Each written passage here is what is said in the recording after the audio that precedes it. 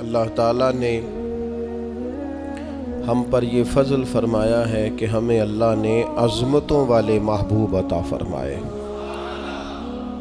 نبی پاک صلی اللہ تعالیٰ علیہ وسلم کا علم بھی بڑا عظیم ہے، حضور کے معجزات بھی بڑے عظیم ہیں، کمالات بھی بڑے عظیم ہیں، فضائل، شمائل، خصائل۔ حضور کو اللہ تعالیٰ نے جس زاویے، جس سمت سے عطا فرمایا ہے تو عظیم ہی بنایا ہے، لیکن قرآن مجید میں ارشاد فرمایا کہ وَإِنَّكَ لَعَلَىٰ خُلُقٍ عَظِيمٍ، محبوب بے شک آپ کے اخلاق بھی بڑے ہی عظیم ہیں، آپ عظیم خلق پر ہیں، عظیم اخلاق کے مالک ہیں۔ ایک ہوتی ہے خلق، ایک ہوتا ہے خلق۔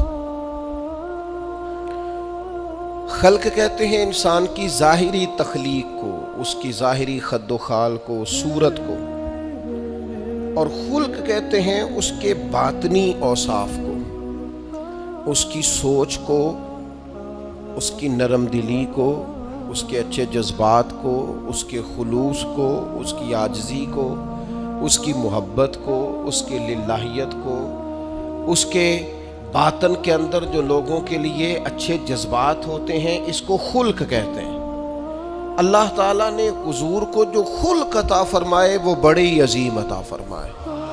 نبی پاک علیہ الصلاۃ والسلام کے اخلاق کے اندر جو کمالات تھے وہ ذرا انفرادی تھے۔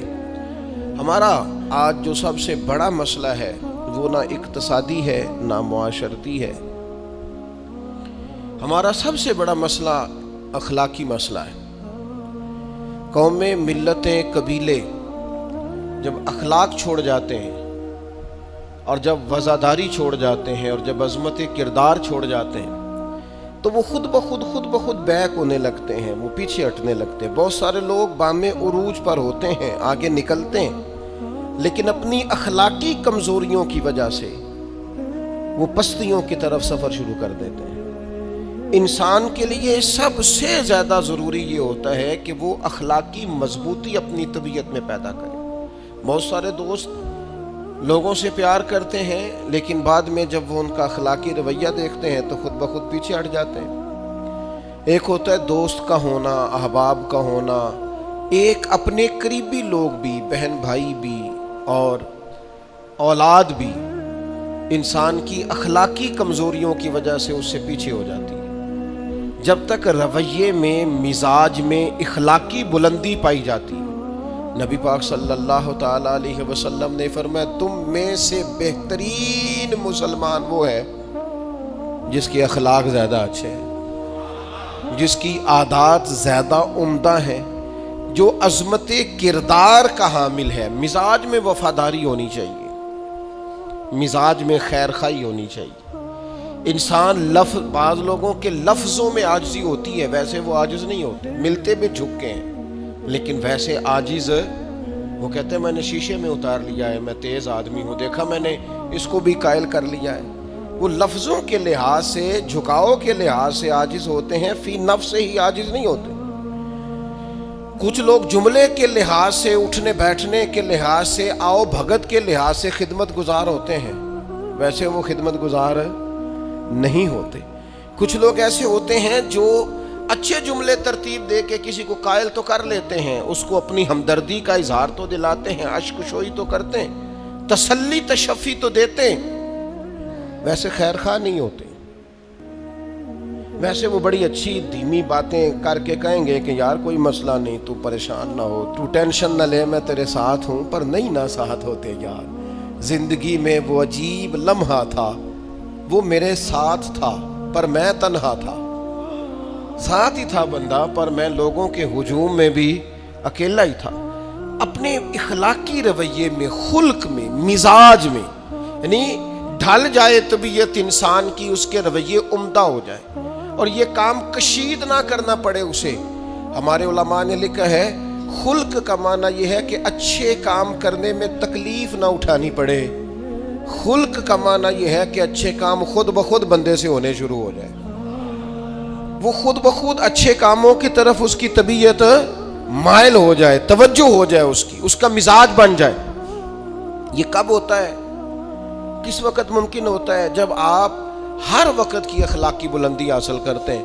نبی پاک صلی اللہ تعالی علیہ وآلہ وسلم کا ایک طریقہ تھا کہ حضور کے مزاج میں اخلاق. بعض لوگ ایسے ہوتے ہیں جو بعض اوقات ایسی حرکت کرتے ہیں، ہوتے ہیں لوگ جو ایسی حرکت کرتے ہیں کہ سخت رد عمل کی ضرورت ہوتی ہے. بندے کا دل کرتا ہے نرا ڈانٹے نہ، ڈنڈا بھی پکڑ لے. کرتے ہیں بعض اوقات بات دوست ایسے کام. اور پھر ایک اور بڑا خطرناک رویہ ہوتا ہے. آپ کو پتہ ہے اسلام نے سب سے زیادہ ناپسند کسے کیا؟ غیبت کو. آپ کسی کے خلاف، کسی کے قبیلے گھر کے خلاف کسی کونے میں کھڑے ہو کے بات کریں، پہنچانے والے پہنچا دیتے ہیں. جو مزے لے کے سنتا ہے وہ مزے لے کے پہنچاتا بھی ہے. یہ پکی بات ہے. جس نے آپ کو ٹائم دیا نا سننے کا، وہ باز نہیں آئے گا، وہ پہنچائے گا بھی. آپ کی اخلاقی کمزوری نظر آ جائے گی، واضح ہو جائے گی. آپ سامنے والے، اچھا کچھ لوگ وزادار ہوتے ہیں، انہیں پتہ چل جاتا ہے بندہ ٹھیک نہیں، لیکن پھر بھی وہ قبول کریں تو اس کا مطلب ہے وہ بندہ اعلیٰ ظرف ہے جس نے رکھا ہوا ہے. تو یہ سمجھتے میں چلاک ہوں، میں اپنی تیزی کے ساتھ گزارا کر رہا ہوں. وہ اعلیٰ ظرف ہے جس نے اتنا کچھ پتہ ہونے کے باوجود بھی تیرے لیے کوئی لفظ، وہ بندہ با اخلاق ہے، با مروت ہے، وفادار ہے، وفادار ہے. تو میرے عزیز، نبی پاک علیہ الصلوۃ والسلام نے ان اخلاق کی طرف ہماری توجہ دلائی ہے جن میں لوگ بچتے نہیں کہ یہ کام میں نے نہیں کرنا، مجھے کیا لگے، میرا کیا لینا دینا. مثلاً ایک تاجر تھا حضور کے زمانہ نور میں، وہ پھلوں کی تجارت کرتا تھا، مشکاۃ شریف میں موجود ہے. کسی وجہ سے اسے نقصان ہو گیا. تو انسان جب تجارتیں کرتا ہے، زندگی گزارتا ہے، تو جہاں اسے نفع ملتے ہیں وہاں کہیں کہیں اسے خسارے بھی ملتے ہیں. تو الگ بات ہے کہ ہم صرف نفعوں کے قائل ہوتے ہیں، خساروں کے قائل ہی نہیں ہوتے. وہ تاجر تھے، پھلوں کے تاجر تھے، بڑی اچھی تجارت کرتے تھے، کسی وجہ سے نقصان ہو گیا. اب وہ حضور کی بارگاہ میں آئے. ہمارے ہاں یہ ہوتا ہے کہ لوگ کہتے ہیں میرا کیا لینا دینا، بلکہ اگر کوئی بندہ اس طرح کا مسئلہ حل بھی کرا رہا ہو تو کہنے حضرت صاحب تو آڈا نہیں ہے کام. اس تاجر نے اس بارگاہ میں آ کے کہا جہاں جو آ جاتا ہے ہمیشہ بامراد ہی جایا کرتا ہے. یا رسول اللہ صلی اللہ تعالی علیہ وسلم، میں پریشان ہو گیا ہوں. اور پہلے جب آدمی مالدار ہوتا ہے تو دائیں بائیں رش بھی ہوتا ہے، اور جب اس طرح کے حالات ہو جائیں تو وہ جو بڑے قریبی ہوتے ہیں وہ بھی کئی دفعہ ساتھ چھوڑ جاتے ہیں. ساری عمر ہی آٹا گد ہے تے لکھاں کیتے پیڑے. اب وقت آیا ہی تے محمد بخشا کوئی نہیں ہوں بیٹھا نیڑے. لوگ نکل جاتے ہیں، کمزور پڑ گیا بندہ بیچارہ. حضور کی بارگاہ میں عرض گزار ہوا یا رسول اللہ تکلیف میں ہوں. تاجر تھا، پھلوں کی تجارت کرتا تھا اور مشکات میں موجود. نبی پاک علیہ السلام نے دعا بھی فرمائی، کرم نوازی فرمائی، رحمت بھی فرمائی، عطائیں بھی فرمائی. لیکن حضور نے نا صحابہ سے فرمایا سارے مل کے اپنے بھائی کی مدد کرو. تھوڑے پیسے کسی نے دیے، تھوڑے کسی نے دیے، تھوڑے کسی نے دیے، مل کے. اور ایسے لوگوں سے جو لوگ بڑے اس کام کے لیے ہر وقت ذہنی طور پر تیار رہتے تھے، ان لوگوں سے کہا اس کے ساتھ چلو. لیکن اس کا قرضہ ابھی بھی جتنا چڑھ گیا تھا اتنے پیسے جمع نہیں ہوئے تھے. اللہ کرے میں آپ کو سمجھاؤں، یہ بھی اخلاقی بلندی والا کام ہے کہ کسی شخص کی کمزوری میں اسے اٹھانا، گرتے ہوئے کو سنبھالنا، پھسلنے والے کو سہارا دینا، بکھرنے والے کو بکھرنے سے بچا لینا، ٹوٹنے والے کو ٹوٹنے سے بچا لینا، پریشان ہو جانے والے کو سمیٹ لینا. اللہ کے پیارے رسول صلی اللہ تعالی علیہ وسلم نے فرمایا اپنے بھائی کی مدد کرو. لوگوں نے مدد کی، لیکن اس حد تک اس کے پاس پیسے نہ ہوئے جتنا اس کا قرضہ تھا. اب حضور نے ان لوگوں کو بلایا جن کے اس نے پیسے دینے تھے، اور پیسے دینے والوں سے کہا کہ اس کے پاس اتنے ہیں، اتنے لے لو، اور چلو تم بھی کچھ نیکی کرو، کچھ لے لو کچھ چھوڑ دو. یہ کون کرا رہا ہے؟ رحمت للعالمین نبی. اور ہمارا جب کوئی بندہ اس طرح الجھ جاتا ہے پھر تو وہ ساڑھا لگتا ہی کچھ نہیں نا. اتنے دنوں تک نہ رشتہ داری ہوتی ہے، نہ دوستی ہوتی ہے، نہ تعلق. وہ تیری آنکھ ہو یا سنگ ملامت کی چبھن، کون پہنچا ہے میرے درد کی گہرائی تک.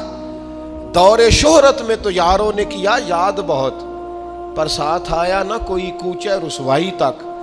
جب حالات خراب ہوتے ہیں تو سب سے پہلا کام یہ ہوتا ہے میرا تعلق کوئی نہیں. اور جب ٹھیک ہوتے ہیں تو پھر بڑی لمبی رشتہ داری نکلتی ہے، اوہ ہو کہتے ہیں وہ بڑی دور کے میرے قریبی تعلقات ہیں، بڑا دور کا رشتہ ہے، میرا بڑا قریبی لین دین ہے. تو بڑی عمدگی سے لوگ بڑی دور شہرت میں تو یاروں نے کیا یاد بہت، پر ساتھ آیا نہ کوئی کوچہ رسوائی تک.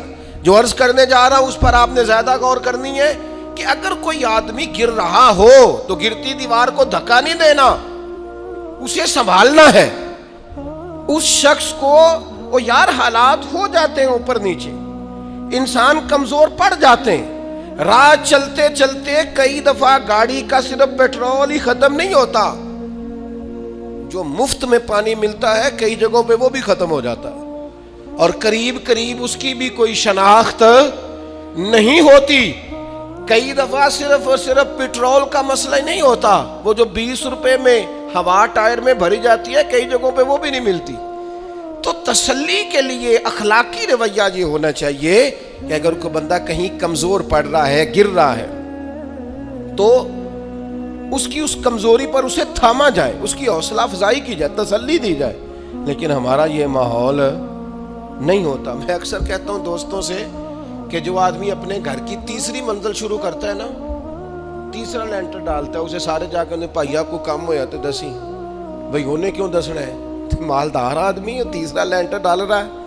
لیکن وہ بیچارہ غریب آدمی جو بالے ڈال رہا ہے اور لکڑی کی چھت ڈال رہا ہے، وہ اگر کسی سے جا کے کہتا ہے نا تھوڑی امداد کرا دے میرا کام رک گیا، تو کہتے ہیں آپ نے پہلے بتانا تھا، اب تو نہیں نا، مطلب وہ تو بڑی پرانی بات تھی، وہ تو میں نے بانٹ دیا، رمضان میں بڑا کر دیا، فلانی جگہ بڑا. یہ لہجہ درست، یہ اخلاقی رویہ نہیں. درد دل اور چیز کا نام ہے، خیر خائی اور چیز کا نام ہے.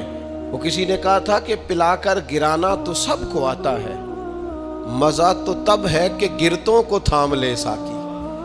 کوئی گر رہا ہو اس کا بازو پکڑنا، اس میں مزہ ہے، اس میں لطافت ہے، اس میں حسن ہے. اور ایک دوسرا اخلاقی رویہ جس کی بہت زیادہ ضرورت ہے، جو ہمارے زیادہ ساتھ ہوتے ہیں نا، غلطیاں بھی انہوں نے ہی کرنی ہوتی ہیں. جو آپ کے ساتھ نہیں انہیں آپ کو معاف بھی نہیں کرنا پڑتا. معاف کسے کرنا پڑتا ہے؟ جو اپنے معاف کسے کرنا پڑتا ہے؟ اپنے خادم کو. اگر آپ آفیسر ہیں تو اپنے ملازم کو. معاف کسے کرنا پڑتا ہے؟ اپنے بہن بھائیوں کو، رشتہ داروں کو، اہل خانہ کو. معاف کسے کرنا پڑتا ہے؟ اپنے شاگردوں کو، ارادت مندوں کو، دوست احباب کو. اپنوں کو معاف کرنا ہوتا ہے. کسی کے ساتھ آپ کا لین، کئی دفعہ دوست آ جاتے ہیں، میں عمرے پہ جا رہا ہوں، کوئی غلطی ہوئی تو معاف کر دینا. تو میں کہتا ہوں مجھ سے آپ کیا معافی مانگیں گے، آپ ادب سے مل کے چلے جاتے ہیں. جن کے ساتھ آپ کا اٹھنا بیٹھنا ہے ان سے معافی مانگیں. جو زیادہ قریب رہیں گے غلطیاں بھی تو وہی کریں گے نا، جو روز مانتے ہیں، کسی وقت سستی بھی دکھاتے ہیں. تو معاف تو کرنا ہوتا ہے اپنوں کو. ایک خاص بات کروں آپ سے، بیٹیوں کو معاف نہیں کرنا پڑتا، معاف بہو کو کرنا پڑتا ہے. کر کے تو دیکھو نا یار. ایک معیار ہے بیٹی کے لیے، وہ بیاہ کے کسی جگہ گئی ہے، اس کی شکایت آئی ہے، تو ہمارا جواب یہ ہے کہ ابھی بچی ہے، سیکھتے سیکھتے سیکھ جائے گی. یہ جواب بنائیں بہو کے لیے. اگر وہ غلطی کرے، اس کی ساس شکایت کرے، اس کا خاوند شکایت کرے، تو یہ بہو کے لیے بولیں کہ ابھی بچی ہے، سیکھتے سیکھتے. یہ بہو کے لیے بات کریں کہ بچی ہے، سیکھتے سیکھتے. یہ بہو کے لیے ضرورت ہے اس کی. بیٹی کے لیے تو اس کی ضرورت، بیٹی غلطی کرے تو اس کے وکیل بن جاتے ہیں. ساری زندگی ساس سسر اپنی بیٹی کے وکیل رہتے ہیں اور اپنی بہو کے جج بنے رہتے ہیں. اس کے لیے فیصلے سناتے ہو، اس کی وکالت کرتے ہو. یہ بیٹی نہیں کسی کی، اس کے جج بن گئے ہو، اس کے حق میں فیصلوں کا اعلان ہے، اس کے لیے وکالتوں کا اعلان ہے. چھ ماندارت. مسلمان کا یہ اخلاقی رویہ نہیں ہوتا. نبی پاک علیہ الصلوۃ والسلام نے ہمیں سبق دیا ہے، جو قریب رہنے والے ہیں انہیں تو معاف کرنا ہے، دوسرے کو تو معاف کرنا ہی نہیں پڑتا. اپنوں کو ہی تو معافی کی ضرورت ہوتی ہے، چونکہ اپنوں نے ساتھ رہنا ہے. حضرت انس بن مالک رضی اللہ تعالیٰ عنہ یہ بڑے خوش نصیب خوش بخت انسان ہیں. کہتے میری اماں خود مجھے حضور کی بارگاہ میں چھوڑ گئی تھی کہ یا رسول اللہ یہ آپ کی خدمت کرے گا. کہتے میں نے 10 سال حضور کی نوکری کی ہے، نبی پاک نے کبھی اوف بھی نہیں کہا. بلکہ بخاری مسلم میں ایک انوکھی بات موجود ہے. فرماتے ہیں مجھے ایک دن حضور نے فرمایا جا یہ کام کر کے آ. کہتے میرے دل میں یہی تھا کہ فوراً جاؤں گا. اسی طرح لفظ موجود ہے, میرے دل میں تھا جاؤں گا کر کے آؤں گا. حضور نے فرمایا کر کے آ. دل میں پکا ارادہ تھا جاؤں گا, لیکن اپنی زبان سے میں نے کہا حضور میں نے کوئی نہیں جانا. یہ کیوں بات کی؟ یہ ذرا لاڈ کے ساتھ کی, یہ ذرا ناز کے ساتھ کی, یہ ذرا نا محبت کے ساتھ کی, یہ ذرا حضور جو پیار کرتے تھے نا اس پیار کو سامنے. حضور میں نے نہیں جانا. تو کہتے ہیں حضور تھپکی دے کے, یہ غلام سے بات ہو رہی. حضور فرمانے لگے چل نہ تجھے کہا ہے نہ جا کر کے آ. کہتے میں چلا گیا, اسی ارادے سے گیا تھا جاؤں گا, لیکن رستے میں جب میں گیا تو بچے کھیل رہے تھے, میں نے بھی کھیلنا شروع کر دیا. کھیل رہا ہوں دیر ہو گئی. حضور نے بھیجا تھا کسی کام. اب جب زیادہ دیر ہوئی تو کریم گھر سے نکلے, اور جب حضور نے مجھے دور سے دیکھا اور مجھے کریم کے آنے کا پتہ چلا تو اب میں ڈرا.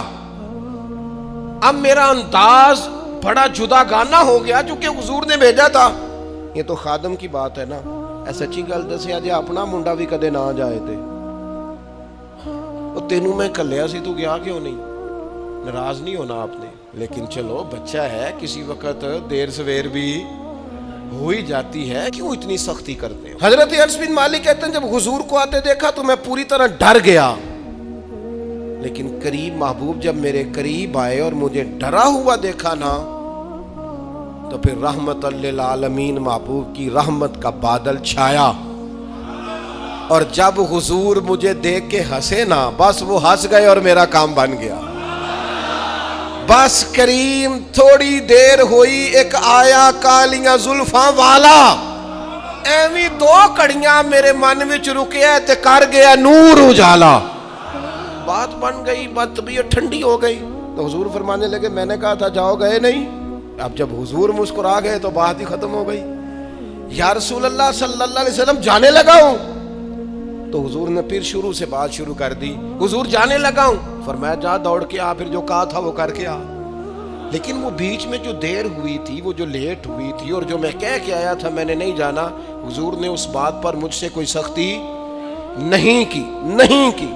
میرے عزیز, اپنوں نے تو غلطی کرنی ہے, معاف کس کو کرنا ہے؟ اپنوں کو. لیکن ہم نے باہر ساری دنیا کو معاف کر دیا, اپنوں کو ہم معاف کرنے کو تیار نہیں. اپنوں کو معاف کرنا ہے, اپنوں سے در کو. اور پھر آپ اگر کوئی دینی تعارف رکھتے ہیں, آپ نمازی ہیں, آپ حاجی صاحب ہیں, آپ بزرگ ہیں, آپ شیخ ہیں, تو پھر تو آپ کے اخلاق میں اور زیادہ وسعت ہونی چاہیے. جیسے جیسے بندے کی عمریں بڑھتے جائیں نا, ویسے ویسے اسے میٹھا ہونا چاہیے, کڑوا نہیں ہونا چاہیے. جیسے جیسے اس کی تسبیح بڑھتی جائے ویسے ویسے اس کا لہجہ بھی وسیع ہونا چاہیے.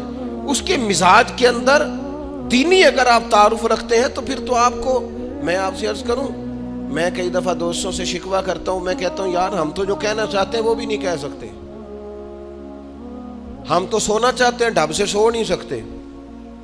ڈھونڈتے پھرتے ہیں جگہ ملے کوئی آرام کرنے کو. کیوں؟ اس لیے کہ دینی تعارف رکھتے ہیں.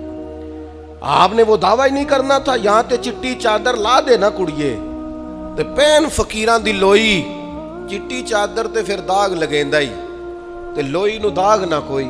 جب آپ کا دعویٰ ہے کہ ہم نے کام کرنا ہے اور بڑی اوپر والی سطح پہ کرنا ہے, تو پھر آپ آرام ڈھونڈتے پھریں, پھر آپ قرار ڈھونڈتے پھریں. تو یہ تو دو باتیں ہو گئی. ایک بات کرنی پڑے گی, دینی تعارف رکھنے والے آدمی نے اگر اس نے دین سکھانا ہے اپنے بچوں کو, اپنے گھر والوں کو, تو حسن اخلاق سے سکھائے گا. وہ اگر ڈنڈا پکڑ لے ہر وقت, سختی بھی کریں جہاں ضرورت ہو, لیکن اگر اس کا لہجہ ہی ہمیشہ کے لیے تلخ ہو جائے گا تو وہ کبھی بھی دین سکھانے میں کامیاب. انسان بہت سارے دینی غلطیاں کرتے ہیں. میں بہت سارے لوگوں کو دیکھتا ہوں وہ اس طرح تنقید کر رہے ہوتے ہیں جیسے انہوں نے پہلے اسے پورا درس نظامی پڑھایا ہے, اصول پڑھائے ہیں, تو اب غلطی کر رہا ہے تو تنقید کر رہے ہیں. بھئی عام آدمی ہے, اس سے غلطی ہوگی.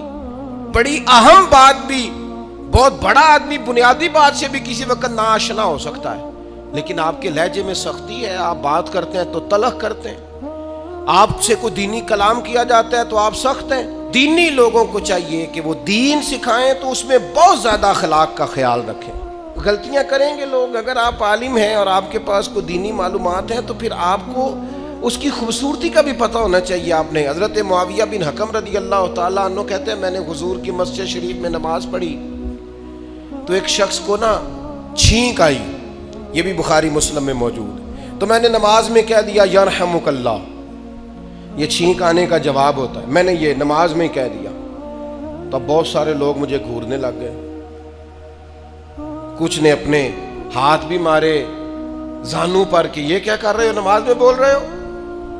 فرماتے ہیں نماز مکمل ہوئی اور یہ لفظ ہے حضرت معاویہ بن حکم رضی اللہ تعالیٰ عنہ کے, فرمانے لگے قسم اللہ کی میں نے حضور سے بہتر سمجھانے والا نہ پہلے کبھی دیکھا ہے نہ بعد میں کبھی دیکھا. فرماتے ہیں نہ حضور نے مجھے مارا نہ ڈانٹا, بلکہ جس طرح ایک بچے کو گویا ٹریٹ کیا جاتا ہے, سمجھایا جاتا ہے. حضور فرمانے لگے اللہ کے بندے نماز میں کوئی اور بات نہیں کرنی چاہیے, صرف اللہ کی تسبیح پڑھنی چاہیے, اس کے اسماء کا ذکر کرنا چاہیے یا قرآن پاک پڑھنا چاہیے. نماز میں کوئی اور کلام کرنے کی اجازت نہیں ہے. ہمارے ہاں لوگ دینی مسئلہ سمجھاتے ہیں تو اتنا ان کے مزاج میں تلخی ہوتی ہے بعض اوقات, اللہ ماشاءاللہ.